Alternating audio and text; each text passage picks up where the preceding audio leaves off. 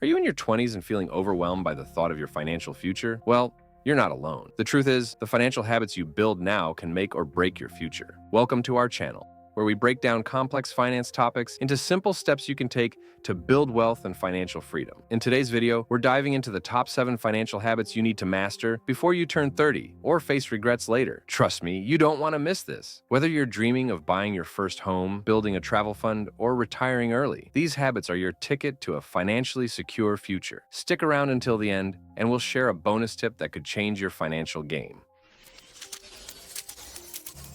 Start budgeting and tracking expenses. Let's kick things off with something you've probably heard a million times: budgeting. But before you roll your eyes, let me tell you why this is the first habit you need to master. Budgeting is not about restricting your spending, it's about gaining control over it. Think of budgeting as the foundation of a house. Without it, everything crumbles. Studies show that people who budget effectively save up to 15% more than those who don't. Imagine the difference that could make over a decade. Here's a quick tip. Start by tracking all your expenses for a month. Use apps like Mint or YNAB to make it easier. Once you see where your money is going, you'll be surprised how much you can cut back on without sacrificing your lifestyle. Take Sarah, for example. She was earning $60,000 a year, but always found herself short on cash.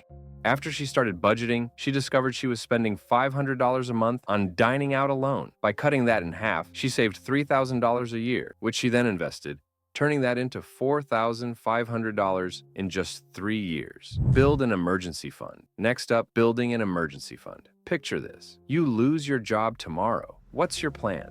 If you don't have an emergency fund, you could be in big trouble. An emergency fund is your financial safety net. Ideally, you should aim for 3 to 6 months worth of living expenses. And I get it, saving that much can seem impossible, but start small. Set a goal of $1,000 and build up from there. Let's look at John. He's a freelancer and saved up 3 months worth of expenses. When the pandemic hit, his work dried up, but his emergency fund kept him afloat for 6 months without needing to dip into debt. Drop a comment below if you already have an emergency fund, and let us know how much you think is enough. Payoff. High-interest debt. High-interest debt, like credit cards, can drain your finances faster than you realize. Here's the harsh truth. The average credit card interest rate is around 16 to 20%. That means if you owe $5,000, you could be paying nearly $1,000 a year just in interest. The best way to tackle this? Use either the snowball method, where you pay off the smallest debt first, or the avalanche method,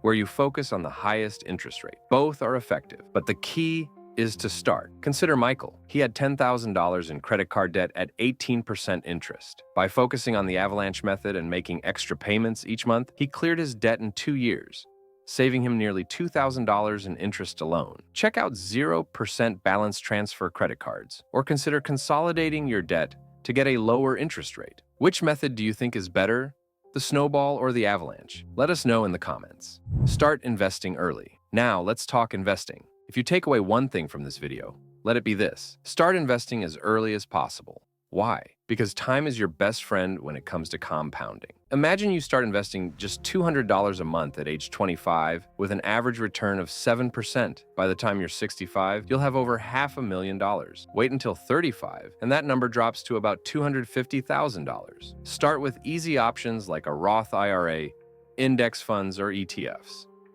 If you're new, robo-advisors can help automate and diversify your investments for a small fee. Use the rule of 72 to understand how your money doubles. Divide 72 by your expected annual return rate to estimate how long it will take to double your investment. Learn to live below your means. Living below your means doesn't mean being frugal to the point of misery. It means being smart about where your money goes. You don't have to sacrifice quality, you just have to be intentional. The key here is to differentiate between wants and needs. A $5 coffee every day might not seem like much, but over a year, that's $1,825. Imagine what else you could do with that money. Meet Lisa, who managed to save $10,000 in a year by meal prepping and cutting down on impulse purchases. She reinvested that money into stocks, which is now worth $14,000. Beware of lifestyle inflation. As you start earning more, the temptation to spend more will grow. Resist it and invest the difference instead. Build multiple streams of income. In today's volatile job market, relying on a single income source is a risk you can't afford. Building multiple streams of income protects you. and opens up more opportunities for wealth creation. Think of it this way. Your job is your primary income, but your investments, side hustles, and freelance gigs can serve as secondary streams that grow your wealth. Start small. Maybe invest in dividend-paying stocks, start a side hustle, or look into real estate crowdfunding. The goal is to build passive income. David started a YouTube channel as a side project. Now it generates more income than his full-time job, all while he sleeps. Continuously educate yourself about finance. Finance isn't a set it and forget it kind of game. The market, investment tools, and economic policies are constantly changing.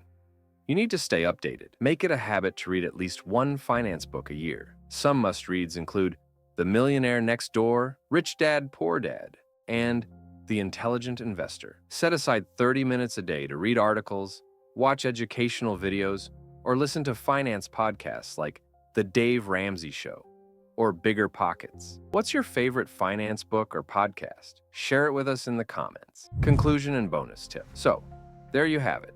7 financial habits that could set you up for life if you start mastering them today. But before you go, let's talk about one final piece of advice that often goes overlooked but is just as powerful. Network with financially savvy people. They say you are the average of the 5 people you spend the most time with. So, if you want to be financially successful, surround yourself with people who are already on that path. These connections can provide insights, share valuable experiences, and keep you motivated when times get tough. Start by joining communities, both online and offline. Look for local investment clubs, financial literacy workshops, or even virtual communities on platforms like Reddit, LinkedIn, or Discord.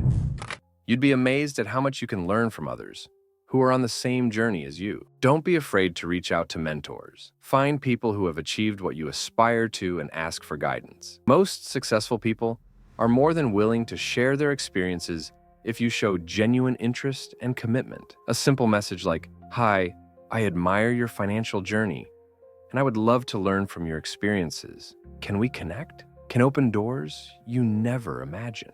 Have you ever thought about attending financial seminars or webinars? They're not just for learning, they're also gold mines for networking. You might meet your next business partner, investment buddy, or even someone who introduces you to life-changing opportunities. And let's not forget the value of having an accountability partner. Find someone who shares your financial goals, whether it's saving a specific amount, investing regularly, or reducing debt. Check in with each other regularly to discuss progress and setbacks. It's like having a personal coach, but for free. Imagine being part of a community where everyone is sharing tips, learning from mistakes, and celebrating each other's wins. Not only does it keep you on track, but it also makes the entire financial journey much more enjoyable. And who knows, you might even inspire someone else to start their own path to financial freedom. Consider the story of Emma.